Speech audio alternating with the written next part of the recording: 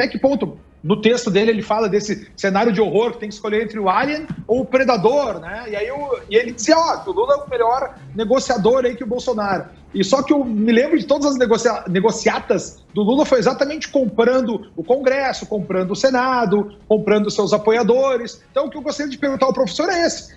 É esse tipo de administração que o senhor espera aí de um presidente aí, professor? Porque nesse aspecto eu, Conrado, ao menos prefiro que a gente trabalhe pela via republicana dos negócios, que é o que a gente está vendo acontecer hoje. Talvez muito mais duro, muito mais chula, muito menos arco-íris do que a gente tinha com Lula, mas para mim me parece a maneira mais real de todas.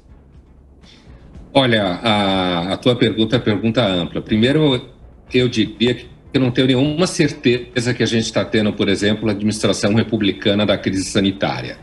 Acho que não dá para dizer que a gente está tendo a administração republicana de forma nenhuma da crise sanitária, tá? Em segundo lugar, assim, nesse texto ao qual você fez referência do Predador versus Alien, eu deixava muito claro que o que estava em questão ali era uma posição sobre o que é qual é o olhar do ceticismo conservador. Esse era o tema principal da coluna.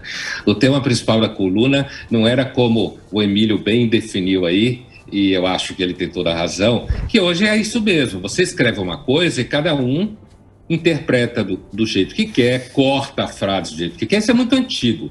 A Inquisição já fazia isso. Mas o senhor coloca ali até que o Bolsonaro não era um texto que o Bolsonaro não era tão conservador assim. Eu li o texto. Não estou fazendo nada pejorativo. O Bolsonaro não é conservador. Ele não. Se você olhá-lo do ponto de vista da tradição, o conservadorismo inglês, ele é cético. Ele não adere a formas religiosas a priori. Ele não tem ideias do que a gente deve então construir o mundo a partir do que existia antes. Não tem uma adesão necessária a forma, muito pelo contrário, a formas autoritárias. Com relação à negociação que você perguntou, primeiro, eu não acho uma ilusão, e aí eu vou fazer uma analogia.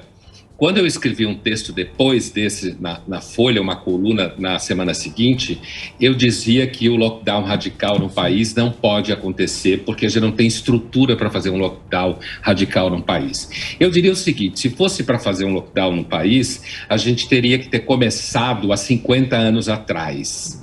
E se fosse para a gente dizer assim, de forma muito clara, como é que a gente poderia fazer uma administração em que o STF, por exemplo, não virasse política, a gente teria que ter começado há 50 anos atrás. Eu acho que a discussão sobre o Bolsonaro ser uma figura reta e o seu grupo ser reto, eu acho essa uma discussão bastante fora da realidade.